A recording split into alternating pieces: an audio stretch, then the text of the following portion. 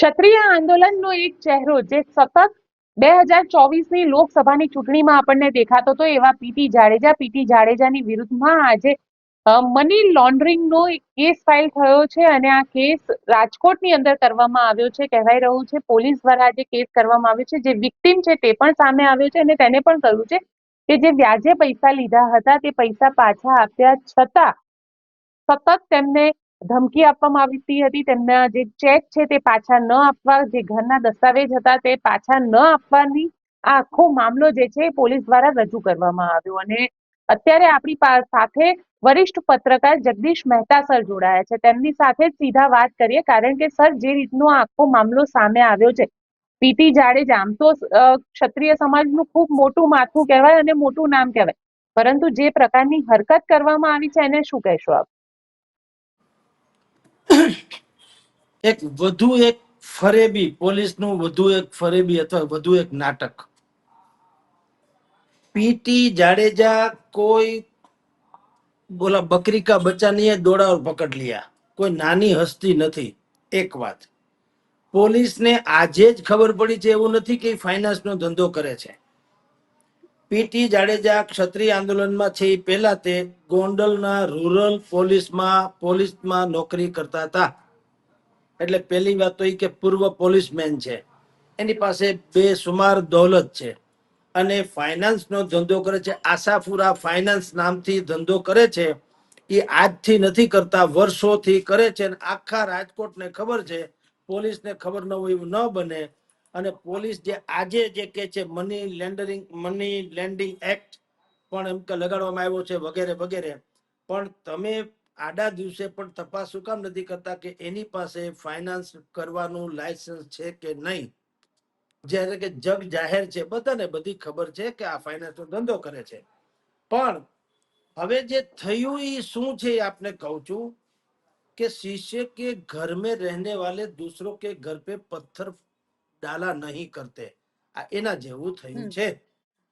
ક્ષત્રિય આંદોલન વખતે આપણે જાણીએ છીએ કે પીટી જાડેજાનો બહુ દબદબો હતો, ઘણા બધા એને હુંકાર કરેલા. એને સંકલન સમિતિમાં પેલા સર્વેસર્વા જેવા હતા, કમસે કમ રાજકોટ સૌરાષ્ટ્ર લાગે વળગે ત્યાં સુધી. અને પછીથી એની સાથે પણ એટલે કે સંકલન સમિતિ સાથે પણ એને વાંકું પડ્યું અને એણે અનેક પ્રકારના ખુલાસાઓ કરવાની જાહેરાત કરી હતી. આમ પીટી જાડેજા એ વિવાદાસ્પદ વ્યક્તિત્વ તો રહ્યા છે. હવે એમાં આજે ઉમેરાણું છે અને એમાંય 60 લાખની જે વાત છે, કઈ પીટી જાડેજાએ એક જ ભાઈ આ પરમારભાઈ જે છે ફરિયાદ કરતા, એને એકને 60 લાખ રૂપિયા આપ્યા હોય ને આ પ્રકારની ઉઘરાણી કરવી એવી વાત નથી. અનેકોને રૂપિયા આપ્યા જ હોય છે અને અનેકો પાસેથી આ પ્રકારની ઉઘરાણી ખાલી પીટી જાડેજા ને આખા રાજકોટમાં જેટલા ફાઇનાન્સરો છે મોટા ભાગના આવું કરે છે. અને આપની જાણ ખાતર મોટા ભાગના ફાઇનાન્સરો પાસે પૈસા પોલીસના છે, મોટા ભાગના, પણ બધું ઓને ઓન, કોઈ પાસે કોઈનો પુરાવો નથી. પણ જે જાણકાર લોકો હોય છે, ફાઇનાન્સનો ધંધો કરનારા એકબીજા હોય, એ જ્યારે ઔપચારિક વાત કરતા હોય છે ત્યારે આપણને જાણવા મળે છે કે મોટા ભાગના ફાઇનાન્સરો જે છે એની પાસે પૈસા છે એ બધા પોલીસ તંત્રના છે. પહેલી વાત તો ઈ. બીજું, આ પીટી જાડેજાનું તો બેકગ્રાઉન્ડ જ પોલીસનું છે, એટલે કોઈ એની ગિરેબાનીમાં એમ સીધી રીતે હાથ નાખે નહીં. બધા તમે જુઓ, ફરિયાદ નોંધી, એને કલમ લગાડી, ફલાણું કર્યું, ઢીકણું કર્યું, તપાસ ચાલુ છે એમ કે છે. મને વિચાર કરો, પીટી જાડેજા કે દુબઈમાં છે તપાસ, એટલે અહીંયા 150 ફીટ રિંગ રોડ ઉપર તેની ઓફિસ છે, પોતે રહે છે. તપાસ હું પેલા જ ઉઠાવો, તમને ખબર જ છે આ ભાઈને 60 લાખ રૂપિયા આપ્યા, પૈસા આપી દીધા, છતાં 10% વ્યાજની વાત કરે છે. આ ગેરકાનૂની અમુક વાત તો છે. કમસે કમ પીટી જાડેજાની પૂછપરછ કરો, એના ઘરે જાઓ, એની ઓફિસે જાઓ, તપાસ ચાલુ છે. જાણે કેમ દુબઈ હોય. શેની તપાસ? તપાસ એટલે આમ તો બીજા સામાન્ય માણસો ફોન કરીને તાત્કાલિક બોલાવો છે, A ડિવિઝનમાં આવી જાઓ, B ડિવિઝનમાં આવી જાઓ, નહીતર અમારે તમારી ત્યાં સોસાયટીમાં આવીને ગધેડો કરવો પડશે. તો નાના માણસોને તો ફફડાવીને બોલાવી દો છો. તો આ તો એવડી મોટી હસ્તી છે.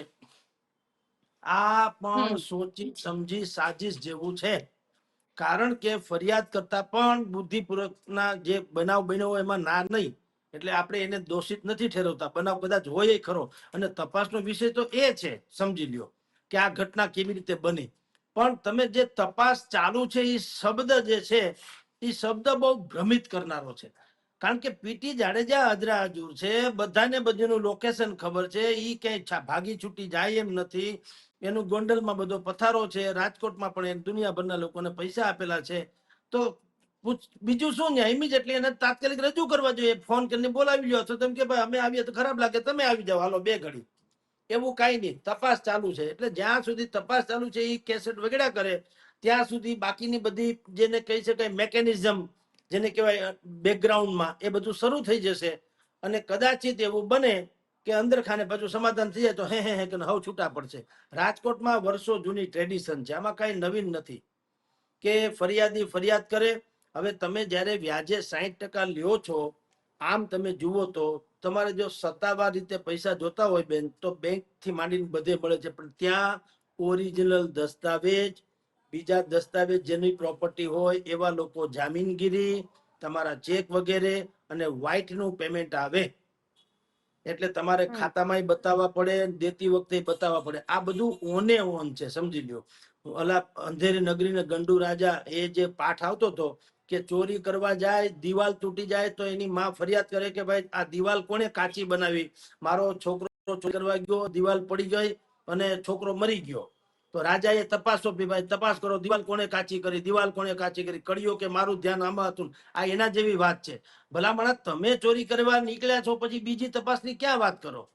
એમ તમે વિચાર કરો. એક તો ફાઇનાન્સ નો આ બહુ મોટો જટિલ પ્રશ્ન છે. એટલે કહું છું, આ એક કિસ્સાને ખાલી આપણે આમ આઈડિયલ બનાવીને વાત કરું તો, જ્યારે લોકો જેની પાસેથી ફાઇનાન્સ લેવા જાય છે ત્યારે કોઈ ફાઇનાન્સર કોઈ શરતને ગુપચુપ રાખતા નથી, છડે ધાડ કે છે આટલા ટકા થશે, આવું આવું થશે, આ દિવસે વ્યાજ આપી દેવાનું, વેલા મોડું થશે તો એના પણ અમુક રીતે જે ચક્રવર્તી વ્યાજ કહી શકાય એ રીતે ચડશે, બધું જે.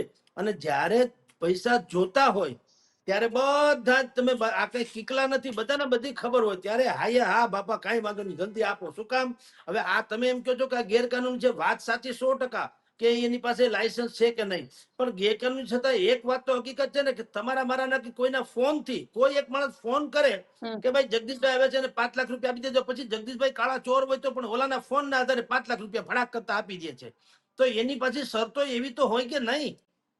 તો યા તો તમારે લેવા ન જોઈએ, અને તમે લીધા છે પૈસા દાખલા તરીકે, તો જે કોઈ ટર્મ્સ એન્ડ કન્ડિશન પ્રમાણે લીધા હોય એ પ્રમાણે તમારે ઉજાગર કરવું જોઈએ. જ્યારે ડખો થાય હવે તો લેવા, તમે ખબર જ છે કે તમે ખાનગી ફાઇનાન્સર પાસેથી લેવા જાઓ છો તો પછી ક્યાં સવાલ આવે, તમે જુઓ છે.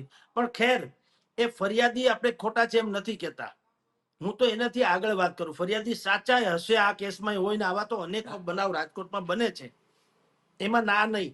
પણ મને તો વાત એ થાય પોલીસ તંત્રની કે તપાસ કરીશું, એ જ વાંધો છે. એટલે અહીંથી 2 ડગલા આગળ પીટી જાડેજા, એટલે મેં તમને કીધું કે દુબઈ નથી કે કોઈ પાકિસ્તાન નથી, આ રહ્યા અહીં રખડે હાવજની જેમ. તો એને કમસે કમ બોલાવીને માણસને અહેસાસ કરાવવાનો શું વાંધો? હા, અમે બેને બેહાડી દો એટલે આગળ એમાં તપાસ બીજું હું કે રહસ્ય છે આમાં કઈ? એક માણસે 60 લાખ લીધા છે, એના દસ્તાવેજ દીધા છે, લખાણ થઈ ગયું છે, પૈસા કઈ હાવ ઓને ઓન લીધા દીધાના સમથિંગ હિસાબ તો હોય કાગળિયા ઉપર, એ ઓને ઓન થઈ જાય, ક્લિયર વાત થઈ જાય તો ભાઈ પીટી જાડેજાને કહો આને ફાઇલ તમે આપી દો. પણ એવું નથી હોતું સાહેબ. પીટી જાડેજા મેં કીધું પૂર્વાશ્રમમાં પોલીસમાં હતા, વળી એ પાછા ગોંડલ રૂરલમાં હતા. એ ગોંડલ શબ્દ આવે ને અડધા પડધા તો એમ પાછા તપાસમાં સમજીને હાથ નાખે, તમે જાણો છો બાકી બધું. એટલે આ વાત બધી સાચી છે. સ્થિતિ છે. હા, એટલે આ બધી સ્થિતિ છે, એ હકીકત છે.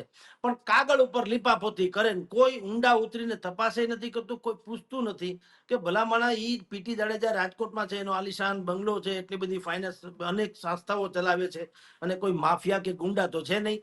ભલે ગમે તેમ એ લીગલી કે ઇનલીગલી, તમે કાયદાની પરિભાષામાં, પણ ધંધો રોજગાર વ્હાઇટ નો કરે છે. વ્હાઇટ નો દેશે તમારી સામે હરતો ફરતો માણસ, કોઈ દાઉદ કે એવી રીતે તો છે નહીં.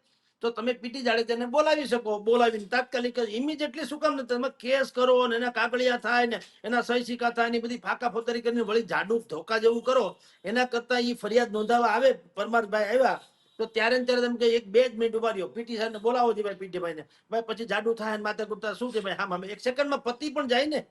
પણ એવું નહીં કરે. ફરિયાદનો પણ એવો કદાચ બુદ્ધિપૂર્વક પ્રયત્ન થયો હોય, આ બધા ફાઇનાન્શિયલ કેસીસ ની અંદર હંમેશા એવું જ જોવા મળે છે કે સામ સામે બેસાડીને ઘણી બધી વખતે વાતચીત તો થાય છે, પણ એનું કોઈ નિવેડો નથી આવતો, ત્યારે એફઆઈઆર તરફ જાય છે. કારણ કે પોલીસે આજે એવું પણ કીધું કે એમની પાસે કોઈ આરબીઆઈ ને જે લાયસન્સ જોઈએ એ પ્રકારની કોઈ જ વસ્તુ હતી નહીં, અને માટે આ ઇલીગલ ફાઇનાન્શિયલ ધંધો ચલાવતા હોય એવું કહી શકાય. આપણે આજથી ચલાવે છે એને કયો, પોલીસને કયો જી કે આજથી શરૂ કર્યું, પેલી બોણી કરી આ ભાઈને પૈસા આપવાની, એ તો વર્ષોથી કરે છે. તો પોલીસને ખબર અને નથી તો મેં વર્ષોથી હું કરે છે, અમે જેનું જી જીવતું ઉદાહરણ સાબરકાંઠામાં જોવા મળ્યો. ભૂપેન્દ્રસિંહ ઝાલા કરોડો રૂપિયાનું કરી નાખ્યું લોકોનું, 5,000 કરોડ રૂપિયાનું લોકોનું કરી નાખ્યું. એ જ બેન વાત ઈ છે. આ આખી ઘટના જે છે ને, કોઈ પણ ઘટના બને ને એની moral of the story is, ઈ જ ચર્ચાનો મુદ્દો હોવો જોઈએ. પરમારભાઈ સાચા છે કે પીટી જાડેજા ખોટા છે કે સાચા છે, ઈ બધું ઈ તો ખાલી લેતી દેતી છે, જવા દ્યો. મને એમ સમજાવો કે તમારે ત્યાં રાજકોટ જેવું મેટ્રોપોલિટન સિટી છે, એમાં પોલીસ તંત્ર જે છે આટલું એલર્ટ, એમાંય પાછા જે તથાકથિત ફાઇનાન્સર જે છે, તો પીટી જાડેજા એનું બેકગ્રાઉન્ડ એ પોલીસનું છે.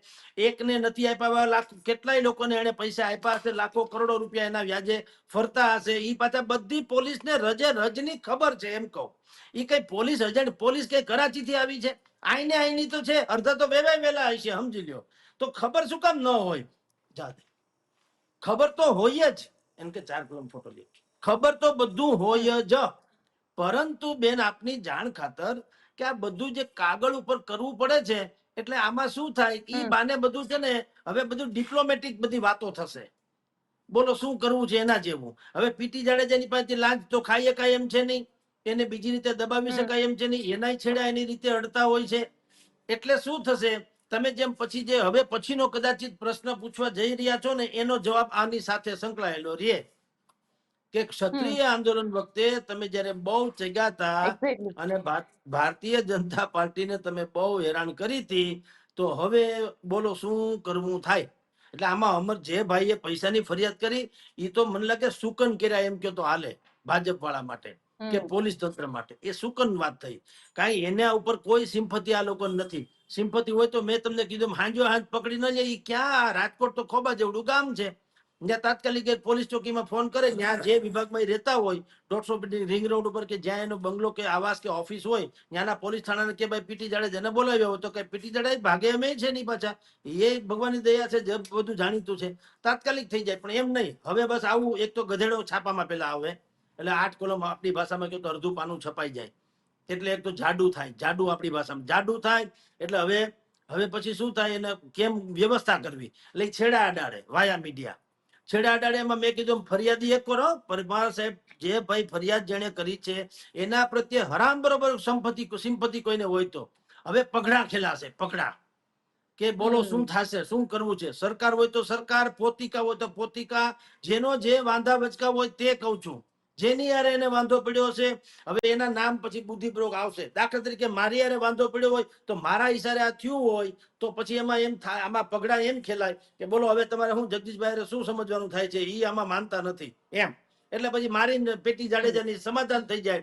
એટલે પછી અમરતીભાઈ આ ધંધો થવાનો. જી, આને કહેવાય સરકારે દાણો દબાવ્યો, ક્યાંક ને ક્યાંક સરકાર દ્વારા દાણો દબાવવામાં આવ્યો.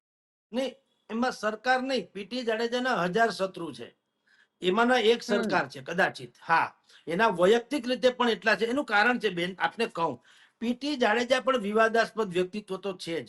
આપની જાણ ખાતર અમુક આજે મે મહિનામાં જયારે બહુ ચરમસીમાએ રૂપાલાનું પ્રકરણ ચગ્યું હતું, ત્યારે પીટી જાડેજાએ હાહાકાર મચાવ્યો તો આપણે બધા જાણીએ, બહુ બધી ડિબેટ આપણે એના વિશે કરી છે. હું પર્સનલી એને ઓળખું છું, મારે ત્યાં આવ્યા હતા. પણ પછી એ જ સમયે બરાબર મે 2024 એમાં એની એક બીભત્સ વિડીયો નહીં, સોરી, ઓડિયો કેસેટ રજૂ થઈ હતી. ઓડિયો કેસેટ એ કોઈ યુવતી સાથે ગમે તેવી બીભત્સ વાતો કરતું હોય મહિલા સાથે તેવા, વાતચીતની ઓડિયો છે. રાઈટ. હવે હા. ઈ એક પતી ગયું. પછી પદ્મિનીબા જાડેજા, એને પણ પીટી જાડેજા ઉપર અનેક પ્રકારના આક્ષેપો કરીને પડકારો કર્યા હતા. કે કારણ એવું હતું કે પીટી જાડેજાએ સંકલન સમિતિ જે ક્ષત્રિય સમાજની હતી એને પણ લલકારી હતી કે ભાઈ તમે લોકો ગદ્દાર છો એક સમયે. પછી એમાંય સમાધાન થઈ ગયું. મેં તમને કીધું ને, રાજકોટમાં છે ને પેલા આવું હુસ્યો કરવામાં આવે આપણી ભાષામાં, અને પછી બુદ્ધિપૂર્વક એની ઉપર પાણી ઢોળી કરવા દેવામાં આવે. આ વર્ષોથી ટ્રેડિશન છે, આમાં કાંઈ હરામ બરોબર કાંઈ થાય તો. એટલે પેલા છે ને, હું કાંઈક છું એમ કરી સંકલન સમિતિ સામે પીટી જાડેજાએ બહુ મોટી પેલા તો હાહાકાર મચાવ્યો કે ગદ્દારો છે, બધા સરકાર અમે ભળી ગયા છે. 5 જેટલા લોકો તો એવા છે કે જે સરકારની સાથે સાંઠગાંઠ કરતા હોય. મારી પાસે એમ કે પુરાવા છે અને ટૂંક સમયમાં હું મોટા ધડાકા ભડાકા કરીશ. એટલે અહીંયા ભગવાનની દયા છે, ગરમા ગરમ ગાંઠિયાની જેમ એ બધું છાપાવામાં આવી જાય એટલે બધું હાહાકાર મચી જાય. પછી કાંઈ નહીં, હરિઓમ. પછી કોઈ દી ધડાકો થયો જ નહીં, કોઈ પૂછે નહીં ભાઈ તમે જે ધડાકા કરવા તે શું થયું એ પૂછે નહીં. એટલે પછી પદ્મિનીબા જાડેજા જે છે એણે પીટી જાડેજાને ઉદ્દેશીને એક ઓડિયો કે વિડીયો રજૂ કરેલો કે કા પીટી મામા તમે કહેતા ને કે અમે આમ કરી નાખશું તેમ, હવે કેમ ગાય જેવા થઈ ગયા, કેમ ચૂપ થઈ ગયા, વગેરે વગેરે. એ પણ કાફી ચર્ચામાં રહ્યો હતો, અખબારોમાં આવી ગયો હતો. આ પછી આની શરૂઆતમાં પીટી જાડેજા જે છે એનું એક બીજું પ્રકરણ પણ બહાર આવ્યું હતું, જે ભાઈની સાથે જયરાજસિંહ જાડેજા ગોંડલ. હવે એનું જે પ્રકરણ હોય તે પણ કહેનારા લોકો, જાણકારો જે છે એમ કે છે કે કોઈ હની ટ્રેપની વાત હતી, એમાં કોઈક ઇન્વોલ્વમેન્ટ ગમે તેનું હોય, આ હોય કે જેપી જાડેજા હોય કે તે હોય, પણ એમાં મધ્યસ્થી તરીકે પણ કદાચ પીટી જાડેજા હતા, સીધી રીતે નહીં હતા. જેપી જાડેજાનું કોઈ નામ આવ્યું હતું, પદ્મિનીબેન નામ આવ્યું હતું. હાલાકી બંને પાછી ના પાડી કે આવું કઈ હતું નહીં, પણ જે તે સમયે બહુ ચગ્યું હતું. અને જયરાજસિંહ બાપુએ આઈ થિંક એવું એને કીધેલું, કારણ કે જયરાજસિંહ બાપુએ જયારે ગણેશગઢમાં આ પ્રકારની મીટિંગ કરી હતી પરસોત્તમ રૂપાલાને લઈને, ત્યારે એને જાહેરમાં કીધું હતું કે અમુક લોકો એમાં આ નામ આવે છે. એને કીધું અમુક લોકો બહુ ઉલ્લે છે કે બહુ વાકાતરાહું બોલે છે, મૂછે તા દઈને ફરે છે.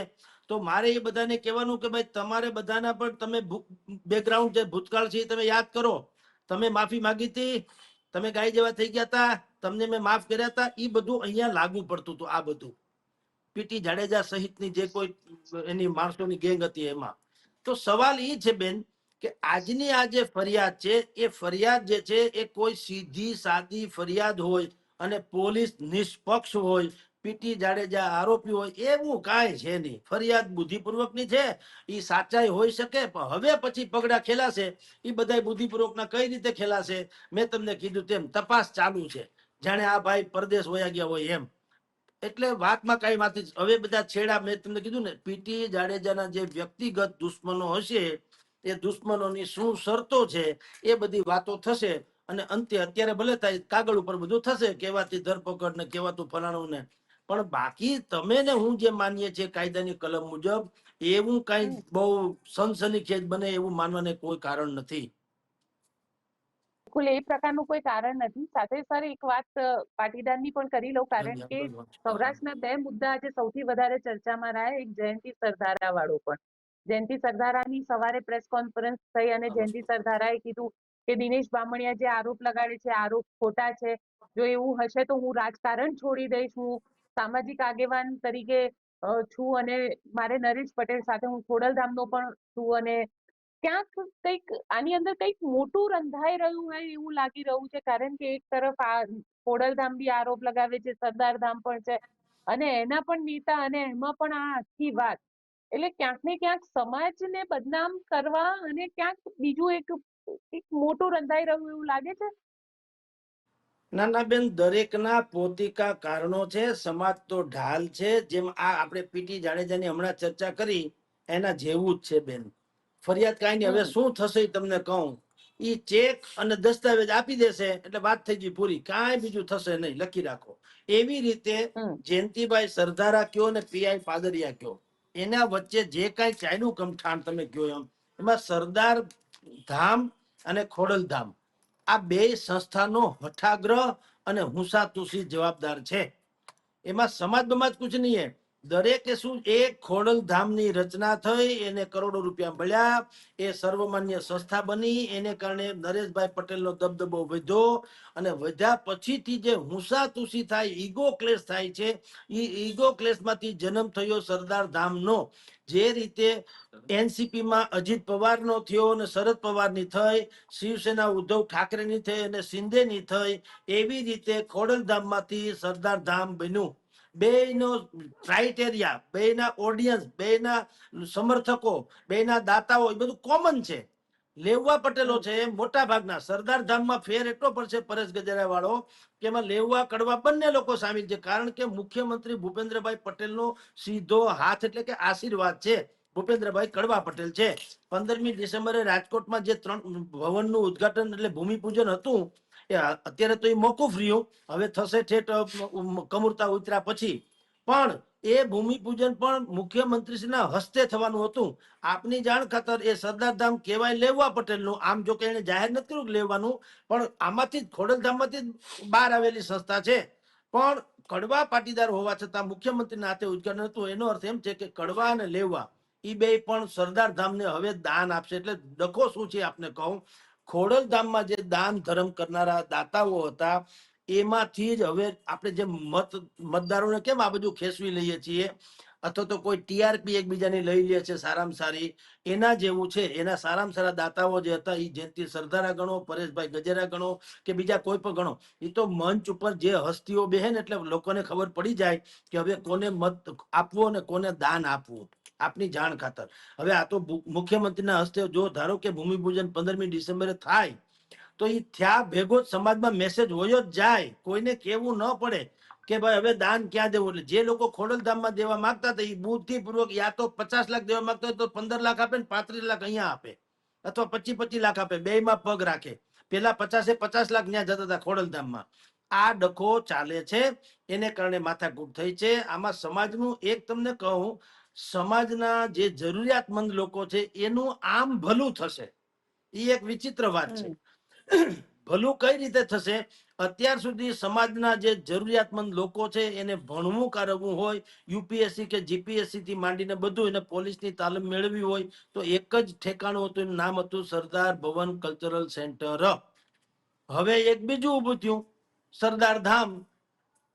એટલે ખોડલધામનું જે અત્યારે જે સરદાર ભવન કલ્ચરલ સેન્ટર નરેશભાઈ પટેલ ચલાવે છે, એને બદલે હવે એક નવો વિકલ્પ ઉભો થયો સરદાર ધામ તરીકે, જે અમદાવાદમાં તો કાર્યરત છે. અને હવે અહીંયા પણ રાજકોટમાં થવાનું છે, ભવિષ્યમાં સુરત ઇત્યાદિ બધી જગ્યાએ થશે. તો જે સમાજનો નીચો વર્ગ છે જેને આ બધી જરૂરિયાત છે એને તો ફાયદો છે, કારણ કે હવે એકની બદલે 2, 3, 4 એવા વિકલ્પો મળશે. પણ જે દ્વંદ્વ યુદ્ધ થાય છે નેતાઓમાં છે, હુંસાતુસી જે છે એ શું છે, સમાજ ઉપરથી અને રાજકારણ ઉપરથી જે પોતપોતાના દબદબા ઓછા થવાની સંભાવના છે એને આ ડખો છે, અથવા તો ઓલા લોકોએ વધારવો છે એનો ડખો છે. અત્યાર સુધી નરેશભાઈ પટેલનો દબદબો બરકરાર હતો. આપણે જાણીએ છીએ કે સર્વમાન્ય નેતા તરીકે એ હતા લેવા પટેલ ખોડલધામના તરીકે. તો ભારતીય જનતા પાર્ટીએ અત્યારે જે છુપા આશીર્વાદ, તો છુપા જાહેર નહીં, છુપા આશીર્વાદ જે છે સરદાર ધામને એટલા માટે આપ્યા છે બુદ્ધિપૂર્વક કે નરેશભાઈ પટેલની લીટી આપણે ટૂંકી કરીએ તો વગોવાઈ જઈએ. એના કરતા એક કામ કરો, આપણી લીટી લાંબી કરો એટલે આપોડી એની લીટી ટૂંકી થઈ જશે. આટલે સરદાર ધામ જે બની રહ્યું છે એ ખોડલધામને આટી મારે એવું, એટલે એના કલ્ચરલ સેન્ટરને આટી મારે એવું ભવ્યાતિ ભવ્ય થઈ રહ્યું છે. બિલકુલ ટોકન રેટ ઉપર અત્યાધુનિક અલ્ટ્રા મોડર્ન કહી શકાય એવી સુવિધાઓ આપવામાં આવે. એટલે મોટા ભાગનો સમાજ જે છે, જેને આ બધી વસ્તુની આવશ્યકતા છે, એ વર્ગ પણ ત્યાં આવવાનો, અને સ્વાભાવિક એને કારણે દાતા પણ ત્યાં આવવાના. એટલે ખોડલધામને હાવ ખોખલું કરી નાખવું, ઈ આમ સીધી રીતે કરો તમે આક્રમણ તો વગોવાઈ જાવ. એના કરતા એનાથી સારી વ્યવસ્થા કરી દો તો આપોઆપ ખોખલું થઈ જાય. મને અહીંયા એક હોટલ હોય જે એક રૂમમાં રહેવાના 10,000 રૂપિયા લેતા હોય, તો એની સામે જ કોઈ ધર્મશાળા એવી બને કે એના કરતા સારા ગાદલા ગોદડાથી માંડીને સુવિધા આપે ને 200 રૂપિયા હુવરાવે તો કોણ? એટલે આ વ્યવસ્થા અત્યારે થઈ છે, એમાંથી જુદો ખોડલધામમાંથી જુદા પડેલા જૂથે સરદાર ધામ બનાવ્યું છે, અને એ બેના ઈગો ક્લેશને કારણે આ ડખો થયો છે. આમાં સમાજ માટે કોઈ લડતું નથી, પોતપોતિકા ઈગા માટે લડે છે. પણ જી, તમે કહી રહ્યા છો ઈગો માટે લડી રહ્યા છે, પણ ગઈકાલે દિનેશ બામણીયાએ જે સ્ટેટમેન્ટ આપ્યું કે આ એક સમજીને સાજિશ કરવામાં આવી છે જયંતિ સરદારા દ્વારા. જયંતિ સરદારા આજે કહી રહ્યા છે કે આવું કઈ જ નથી, એને તો ખોડલધામમાં પણ એટલું માને છે અને સરદાર ધામમાં પણ એટલું માને છે.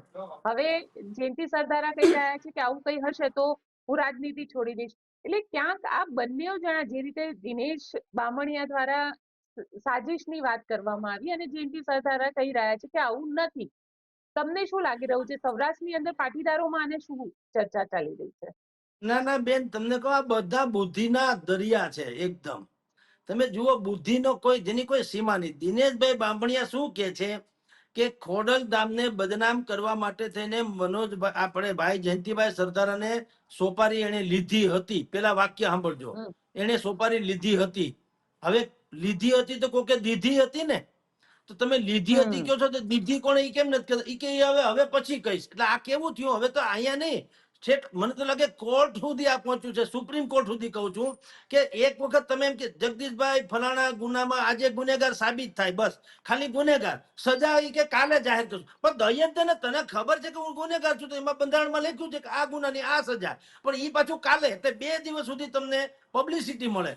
ચૂંટણી પંચની જયારે જાહેરાત થાય ચૂંટણીની કોઈ પણ, તો તમે જુઓ પેલા બધું કેવી રબ્બીશ વાતો કરે, આટલા પોલીસ ને આટલા ફલાણું ને આટલા મહિલા ને આટલા ઢીકણ, બધાને બધી ખબર હોય, કોઈ લે છેલ્લે કે 9 તારીખે ચૂંટણી ને 12 તારીખે પરિણામ, એમાં જ લોકોને રસ હોય છે.